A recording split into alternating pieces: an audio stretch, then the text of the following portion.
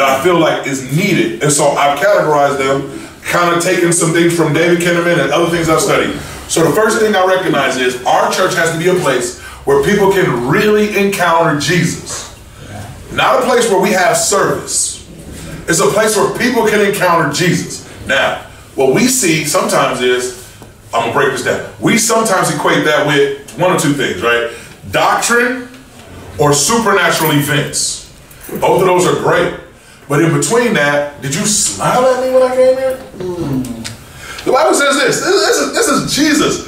And he looked on them with compassion. Go do a Bible word search. How many times the Bible talks about how Jesus looked at somebody? Like when somebody walks in the door, do they experience Jesus? Like legit, people are coming to church saying, this is my last time. I had a woman come to church last year, no lie. They bring her to my office after I get done preaching. She's crying. She said, today was my last shot. If God didn't speak to me, I was killing myself today. She's alive, serving Jesus today, with friends, and going for it. But you know why? Somebody hugged her and told her. I tell them every day, your handshake, your hug, your smile, how you look at them is determining whether they're going to encounter God today. People don't come to church to hear me preach. They don't.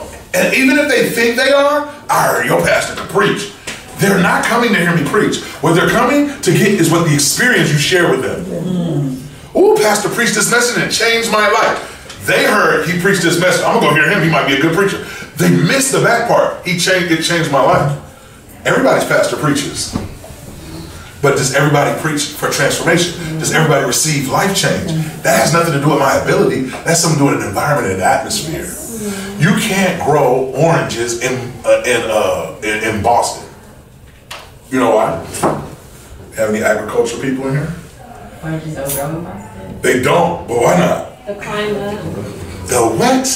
The climate. The climate has to be right. Climates and atmospheres create fruit. Climates and atmosphere create fruit. And so what happens is, I want people to encounter Jesus. That's my number one. I'm giving you my 5 things. My number one is they got to encounter Jesus. And again, sometimes we say doctrine. I'm going to teach them about who he is. Okay, I could Google that. And the way we teach, honestly, it's Googleable. It's not a word. I just made it up. It's Googleable. It's like, Jesus was the Son of God. Who was Jesus? Christians believe, Wikipedia, Christians believe Jesus was the Son of God. And they have scripture references. Like I gave them 17 scripture references. Explain to me though why that's relevant. Explain to me that the seed of a man carried in it sin, transferred it to the woman, and when the person was born, sin was entered into the world. But when God miraculously conceives in Mary, his own son, he himself is being groomed in that womb. He himself is going to watch. Tell somebody that Jesus is getting ready to go through what you go through. Tell somebody that Jesus, when he stayed up all night, the enemy lied to him and told him that God wasn't listening to him just like he did me. The Bible says he was in all points tempted, yet without sin. Yet we try to act like Jesus didn't go through the stuff that you're going through. Suck it up, you're a Christian. Like they need to encounter Jesus in how they experience the music, how they experience the atmosphere. And I'm not even just talking about, we got more of a contemporary environment, but it's not even about that. It's about the love that is shown in that place and the relevance of what's being spoken out of the mouths of the people who are there. Do you really believe you are Jesus' hands and feet? We are the body of Christ. Like they should encounter Jesus. That's number one. They have to encounter Jesus. Here's the reason why. There's so many people who are spiritual in our world today. Spiritual. I don't even say encounter God. Because everybody's looking for God. Looking for God. I found God in jail. I found God. No, they need to encounter Jesus. WWJD, right? That's the old method. It was the bracelet. That was the method. It was accurate for a season. It got really hot and really popular. I remember what would Jesus do? We stopped asking the question because it got corny. Problem is, we did not marry the mission. We married the method. The method was wear a bracelet to remind yourself I should be like Jesus. What would Jesus do? He would not cut this man out who just cut me off on the freeway. What would Jesus do? He would not sleep with this person who was not their wife. What would Jesus do? The method got old and corny, but then we said, I'm not gonna live like Jesus. That bracelet, what would Jesus do? That's corny. No, the question is still relevant. The question is still relevant. We just don't put it on crochet bracelets anymore, right?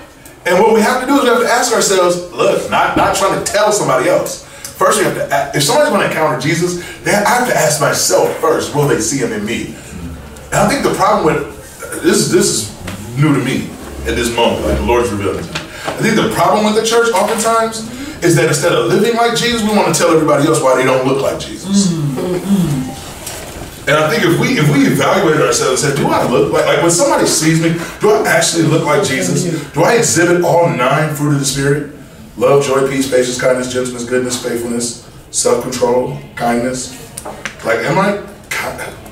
Am I kind? I legit just sent a text message to some of my accountability partners, and I told them, hey man, self-control and gentleness, fruit of the Spirit that I'm working on 2019, I need y'all to be accountable. Self-control and gentleness. Like, I can't spend stuff like the way I want to spend. I can't eat like I want to eat. And I have to exude Jesus.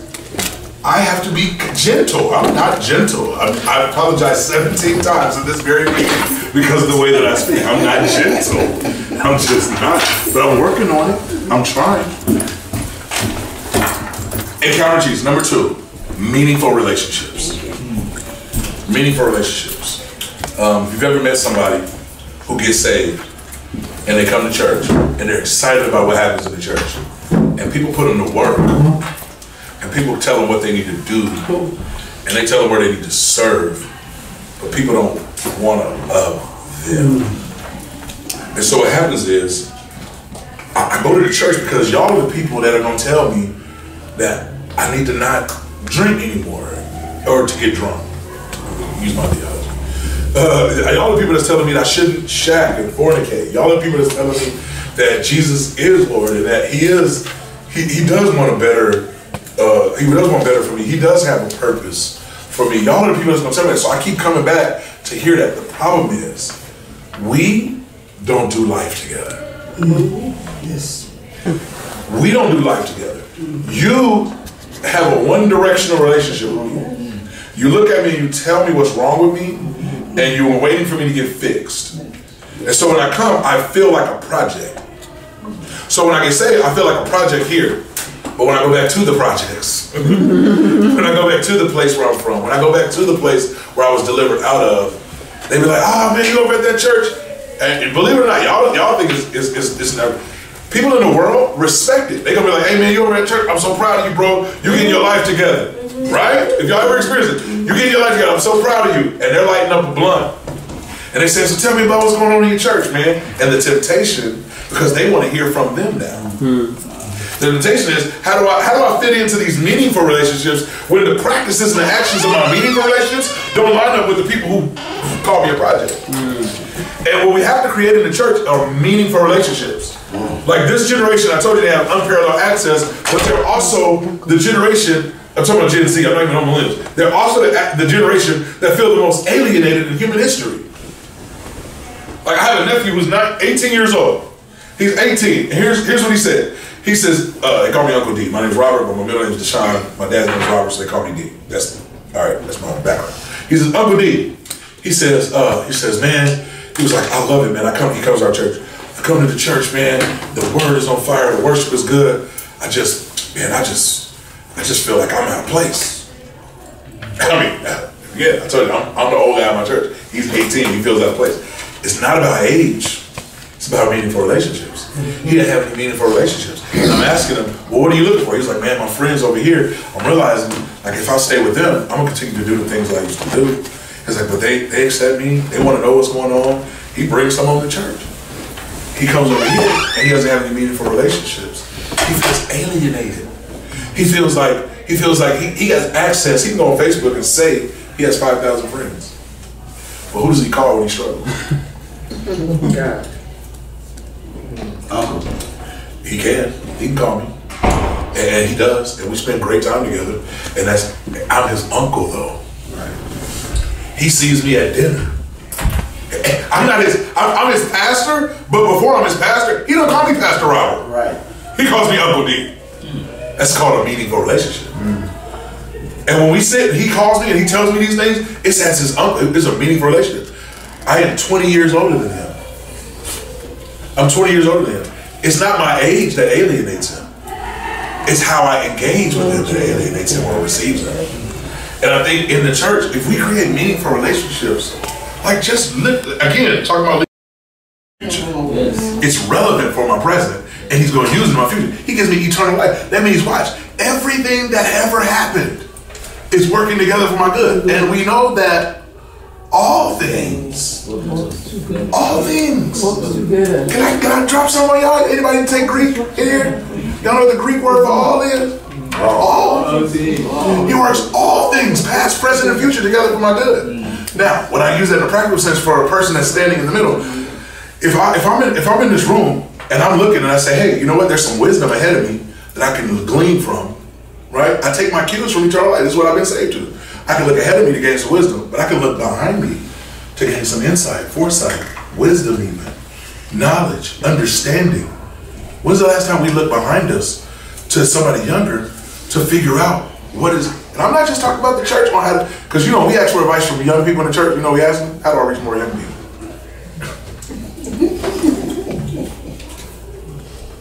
Like we don't ask them relevant questions. They don't have meaningful relationship with us where they feel valued and their voice is heard. You know where younger people are going? You know why younger people come to our church? Honestly, because they see the voice of younger people being heard. Has nothing to do with anything else. They feel. I told somebody we had our worship experience was, I told you it was worship, word, get out. So the two voices they heard all the time were mine and the worship leader. Mine and the worship leader. And we were like, we want you to help serve. We want you to help serve, right? But we had this problem. Our church was growing. We couldn't get any more people to volunteer. No more people to serve. No people to go to life groups. No people to get to be discipled. I'm like, why? And it dawned on me. Nobody else has a voice but me and the worship leader. So what they do is they come and they get entertained by us, and then they go home and make a change. Here's what I did. We have now what we call an intro video. And so now we got people who are digitally inclined, and we call it This Is Freedom. And right before our church starts, in the beginning of the service, it's just 1 minute. The music is hype, it's very energetic, but it shows things. It shows us on mission. It shows us serving. It shows us engaged in relationships. It does all this. So the people who are digitally inclined, they don't want to be in front of the camera. They have a voice because it's seen through this video. The people who are actually serving, they're saying, oh, it was appreciated that I went out here and did this. They're being celebrated. So then that voice now encourages more people. Hey, what was that? Oh, we did this thing where we did home revitalizations in our community for older people who didn't have the money or the energy to come and revitalize their house. I want to sign up for that. I didn't have to say anything. I just gave them a voice. Right? Then the service starts, worship goes, right? After the worship, we have somebody, it rotates, not the same person. Somebody who rotates, who literally comes up and says to us, hey, sometimes it can be scary going to a new place, because it's one of my philosophies. Every Sunday should be someone's first Sunday. Like it should never be us four no more. Every Sunday should be someone's first Sunday.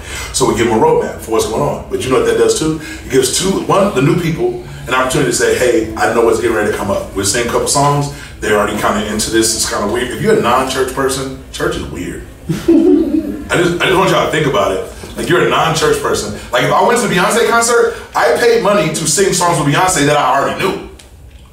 If I'm an unchurched person, I come to your church reluctantly to sing songs I don't know. With people I don't know. Forced because somebody told me that this God I don't know wants to know me. It's weird. It's right, but it's weird. The faster we acknowledge that, the better we get up. I'm not apologizing for it. I just recognize it's weird. I have to take down the wall.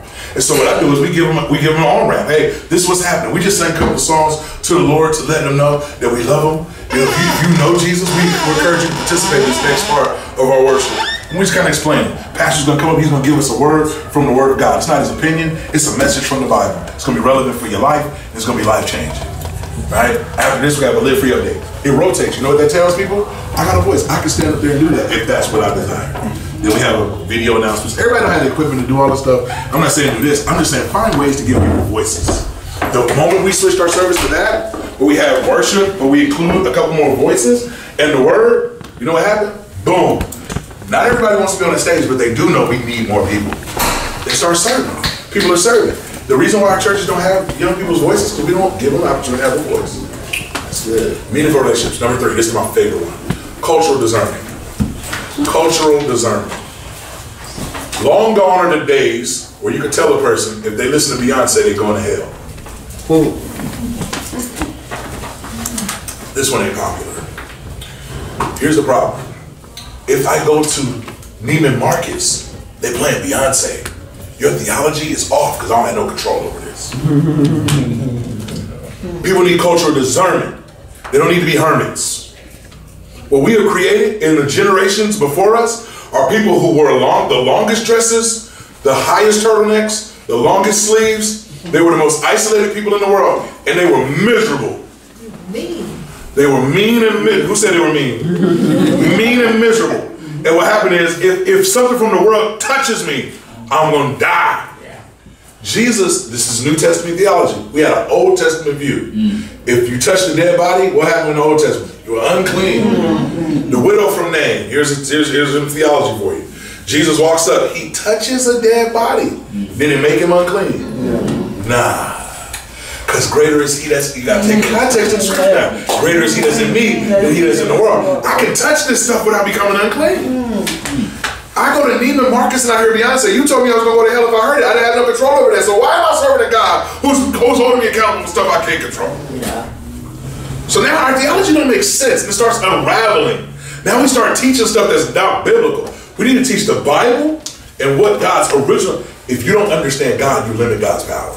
And what I mean by that is, if you don't understand the heart and the character of God, what you'll do is you'll put legal bounds on God, and you'll tell people, go follow these rules, and it'll work out for you. And God is like, that ain't gonna work. That's not gonna work. The word of God is powerful. Teach them the word. Teach them the character of God. Teach them to live like Jesus. Cultural discernment. We live in what David Kinnaman calls digital Babylon. He says we don't live in Jerusalem anymore.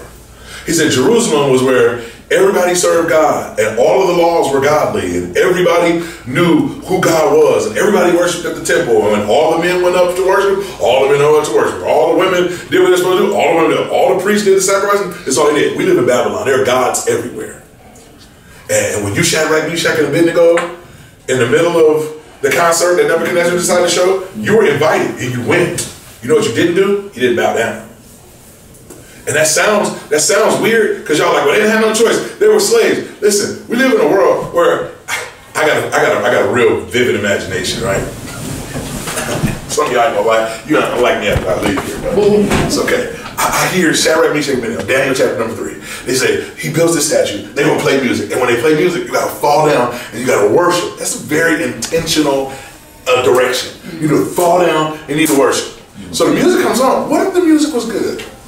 I just got a vivid imagination. What if the music was good? Like, these are people paid by the king to play music. You see where I'm going. If the music was good, he says, fall down, worship, Shadrach, Meshach, and Abednego. I ain't gonna do that. But that is hot.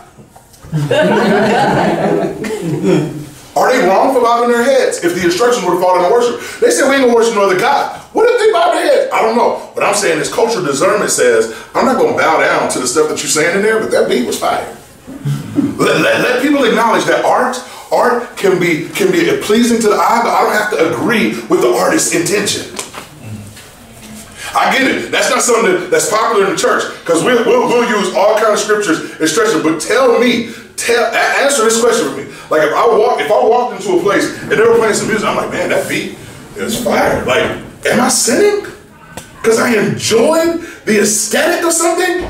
God made all things beautiful in their time.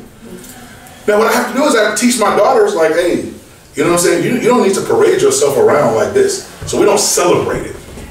Cultural discernment says, I don't celebrate singing.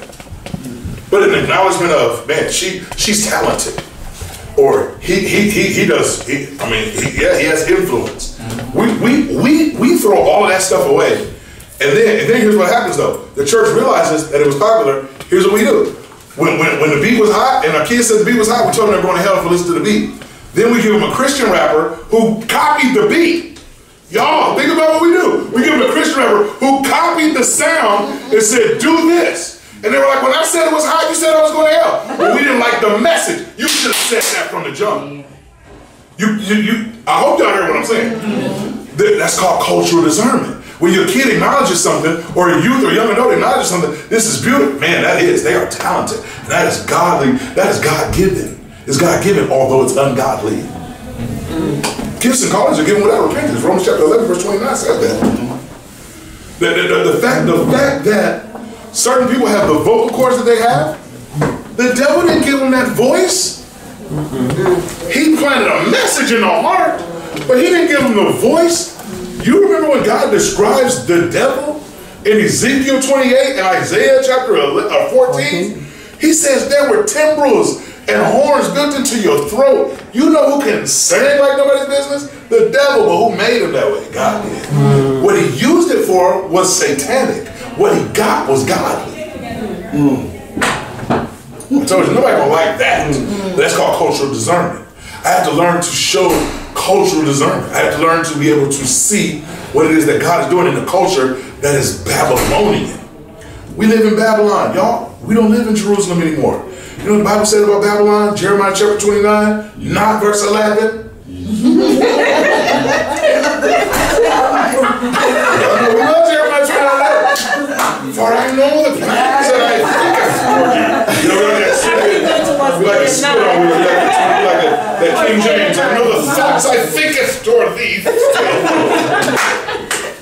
Jeremiah 29:7 says this, and seek the peace of the city where I have caused you to be carried away captive, and pray to the Lord for your deliverance. Now the text said, pray to the Lord for the city. Seek the peace of the city. This is Babylon. They blatantly worship devils. They blatantly act. This is the same Babylon that Shadrach, Meshach, and Abednego are in. The same Babylon that Daniel is thrown in the lion's den for praying in. God says, pray for the peace of the city.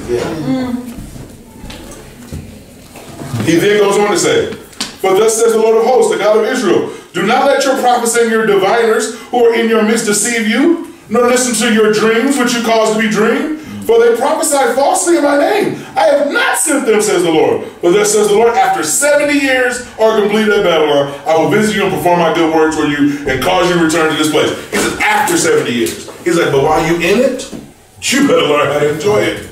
And I'm not saying you do the things that are wrong. They were in Babylon, praying for the peace. One point, Jeremiah says, build houses, get married, plant gardens. Where? In Babylon. We live in Babylon. You have to teach this generation cultural discernment. Access. They're going to be on YouTube whether you like it or not. Access. They're going to hear the music whether you like it or not. If you don't teach them discernment, if you teach them that they're going to hell because they listen to it, you will lose them. But if you teach them discernment, they know how to rightly divide. Go get it. This is important.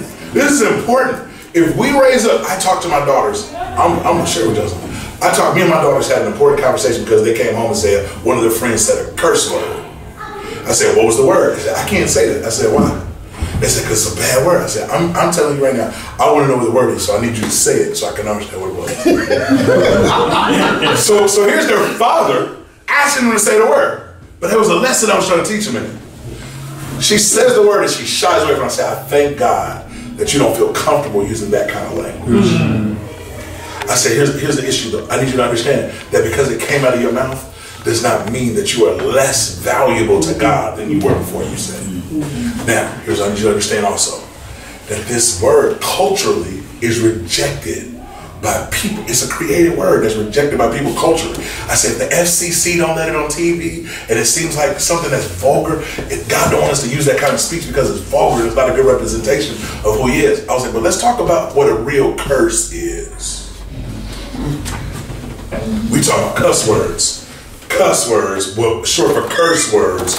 And the truth of the matter is we curse people all the time in the church. I said, when you call your sister stupid, that's a curse. When you look at somebody and you tell them they'll never be anything, that's a curse. I was like, you talking about 4-letter words. I told them, I said this out of my mouth. Now my daughters, they understood because I'm teaching them cultural discernment. I said, I don't want you using that kind of language because that's not language befitting of our family. We don't talk like that. We have more intelligence than to use those words. I said, but here's what I would rather you use those 4-letter words than you speak evil to other people. I said that out of my mouth to my daughters. Somebody will say, oh Lord, you taught your daughters. No, I didn't. I taught them cultural discernment. And you know what I taught them? Go back to number one. I taught them that when people come in contact with you, they should encounter Jesus. That the words that are coming out of your mouth should be life. The words that are coming out of your mouth should speak power over people. Blessed, not cursing.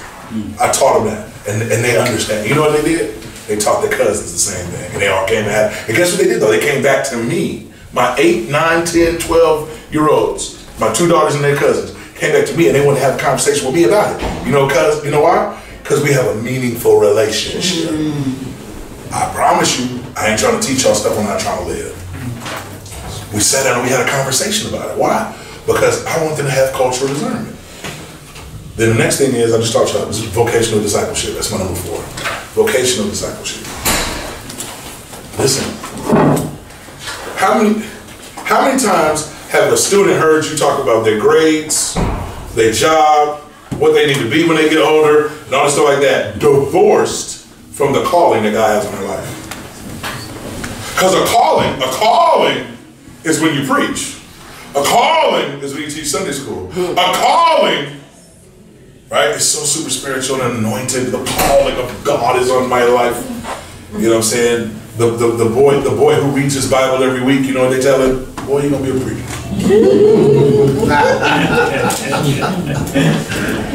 and so we ask the question. They go to college and they don't come back because they feel this strong calling to do something else, but they've never heard how that can be a calling for the gospel.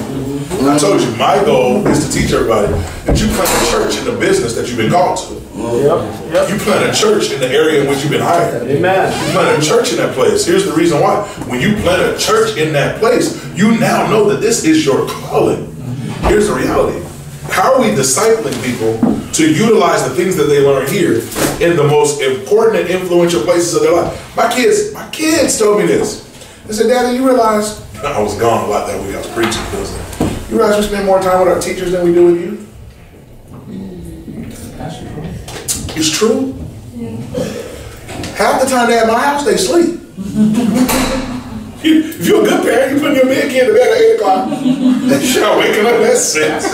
You getting them out the house at 7. And you ain't getting them back till fuck. I got 5 good hours a day. Teachers got 8, 9 hours a day. Don't let them be involved in sports or something else. They have more influence in the world or with the world than they do with me. That doesn't stop. We've raised our kids to have that. You literally go to work 8, 9, 10, 11 hours a day, right? And then you go home. You come to church for 1 hour a week, and we say, narrow your calling down to 30 minutes. You have a calling, narrow down 30 minutes. What's your calling? You're going to work with the students. Your calling is to work with the students. And if you're not Reverend Brown or Reverend White, where you're going to do Bible studies and all this stuff like that, your calling is to be with the students. So what you're going to do is you're going to high five them. Like you've realized what we've done to me. We reduced their calling to high fives and shh. That's my calling. Shh. Hey. Shh. Hey. Shh. Hey. Or if you got a decent voice, 2 songs on Sunday morning. Or if you got a decent smile and 95% of your teeth, you get to stand at the door and smile at people. I'm just saying, this is what we reduce calling to in the church. Calling.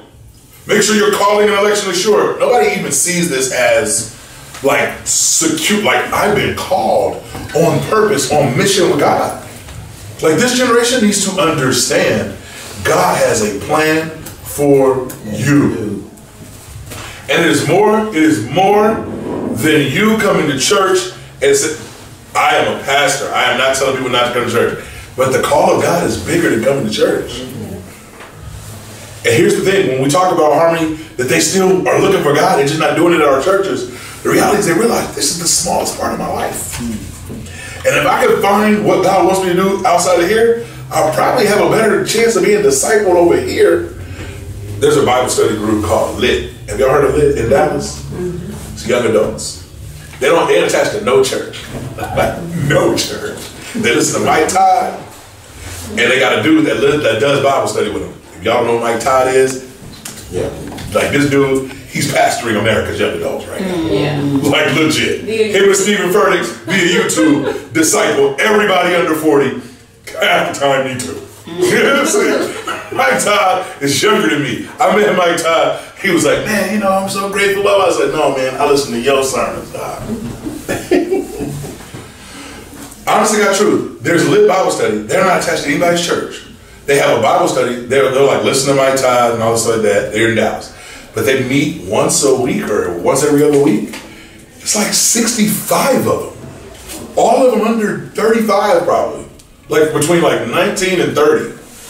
And it's like 65 and it's growing. Like it's not nowhere near done. But they don't go to church on Sunday together or nothing like that. Some of them go to somebody's church, some of them don't. The reason why I found out about it, just one of the dudes at my church was like, yeah, I invited some people from Lit Bible Study to our singles group. I was like, what's Lit Bible Study? He started telling me about it. So I started looking it up. Like, yo, these people they'll travel. They drove to Oklahoma one weekend. Because it was like, hey, let's physically go to church. It was an event. It was an event for them. They literally took a road trip to Tulsa, went to church in Oklahoma, took a picture with Mike Todd, and was like, lit Bible study with Mike Todd. Drove back to Dallas and went about their lives. But here's the problem. Every month, they're talking about relationships. They're talking about relevant stuff from the Bible. Like, they're seeking God. How does this relate to my calling, my anointing, and my job? They're doing meaningful relationships together. They're encountering Jesus, meaningful relationships, cultural discernment, vocational discipleship. They're doing all the stuff I'm sitting there saying the church should do. And they're growing young adults at a rate that most churches can.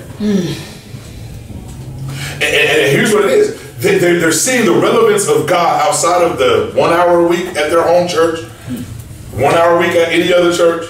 They're saying, listen, Jesus is on demand. Well, long before YouTube, Jesus was on demand. Like, he says, Jeremiah 33:3, call to me and I will answer you and show you great and mighty things that you do not know. Like, God is on, like, he's available, like, right now. We live in an on-demand culture. Like, the culture is just catching up to God. The problem is the church hasn't caught up to the culture.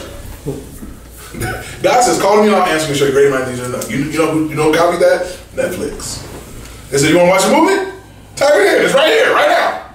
Call to me. I want to watch... I don't know what movie y'all see. I talk about Coach Sermon. I'm not that cool. Bird Box. There it is. Bird Box. They were like, Bird Box. Call to me. I will answer you. Netflix. Netflix did exactly what God said he would do. And guess what? Bird Box, they said some 45 million people in the first weekend watched Bird Box. All these people went to watch Call to me and I'll answer you. They just said, if God will do it, I'll bring it to you. And the church is like, see you Sunday. See you Sunday. Customization. The world we live in is a customization world, right? I'm not saying y'all should do this. I'm just saying there are churches that are tapping into the millennial mindset. And they're basically, you can go on some church websites and you can pick like the worship songs you want. Play those worship songs. And then the sermon, like here's the sermon, boom, you create your own worship right there on. It's out there. That seems like some Jetson stuff to some of y'all. Like, you know what I'm saying? I can just pick my worship service. It's happening right now. They can choose whether they want to watch just the worship, just the sermon, what songs I want. Listen, what sermon I want. You know how a lot of people came to our church? Man, I was Googling churches. It was Mike Todd. I was Googling a local church. I'm like, is there a pastor around here? It's like, man, I listen to all your sermons on Friday night. I said, I gotta go hear this dude in person. I have legitimately had more people tell me that than my friend invited me. Here's the reality. It's on demand. Like, you can go from 2013 to now, you can go hear every message I've ever preached at our church. It's on demand. If you could watch a whole series on Netflix in one weekend, but you gotta wait till next week to hear what the pastor gonna say. Yeah. Think about what we're doing in the culture. I'm not saying, now, don't get me wrong. The reason why I still do it, and I preach every week, because there's something about delayed gratification that is a character building thing. There's still some level of character in delayed gratification. But when you're reaching people, when you're trying to reach people, you have to meet them where they are and take them where you want them to go. Does that make sense? My last one, number 5, is countercultural mission. And I think the real problem is, can you repeat that? Countercultural mission. Countercultural. So a mission that is not the same as the culture that they live in. Here's the problem. If I started with that, I would have got people shouting. We gotta be different from the world. That's where we shout. We shout on that and we start with that. We lead with that. The problem is when you have a generation that has unprecedented access to everything going on around them and they're completely alienated from them, you know what they want? They just want to be accepted. I'm gonna say that again, because that's powerful. You have a generation of people who have unprecedented access to everything going on around them, but they feel alienated from it. The only thing they want to do is be accepted. And when you tell them the first thing that they got to do is be countercultural, and you haven't embraced them yet, and they don't have an alternative, you know what they basically said? You tell me to turn my back on the only place where I do feel love. You can't start with countercultural mission. You got to grow people there. We know inside of this room, this is a war room, right? We're strategizing to fight the enemy. You know there's an enemy out there. And his job, John 10:10, is to steal, kill, and destroy. We know that in the war room. Outside though, that's like telling Osama bin Laden's son, your dad is evil, we're gonna kill him tonight, you ready? And you go look at you like, are you kidding me? This is my father. Y'all think I'm kidding? Jesus looks at the Pharisees. It was like, you're of your father, the devil. If they're not saved, y'all understand, they have not been adopted. If they're not saved, you gotta understand, they are still under the rule of their father, the devil. You can't just walk up to him and be like, kill your daddy. It makes no sense. They don't see it as the devil is their dad. We understand that in this room. This is the reason why we have to create strategies to show them you've been kidnapped. Your real father lives over here. You get what I'm saying? You've been kidnapped. This is not your real family. We want to restore you to the family that loves you. We want to restore you to the family that's best for you. But the problem is you got to convince them. If you take a kid away from their mom, no matter how bad that mom is, they're going to cry. And the problem is we want to start with countercultural mission. You can't start with countercultural mission. What you're basically telling them is your whole life was a lie. Well, now where's my identity? I have to show them Jesus a better way. I have to give them meaningful relationships, a better group. I have to give them cultural discernment, a way to live in this society that, as a person that is going to be inundated with this stuff. I have to give them vocational discipleship. Listen, you telling me I'm getting this new life? Like, is all this going to make sense? I'm only going to be with you for an hour. Like, what happens when I go back over there? Give them vocational discipleship. Let them know there's a calling. Then you can give them a countercultural mission. And here's what they become. Undercover cops. Because here's the problem with the church too. We want them to change their clothes.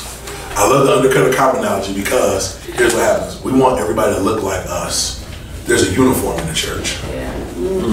There's a uniform, and we want them to look like us. And so when they come into church dressing, looking, sounding a certain way, we say, that ain't how cops dress.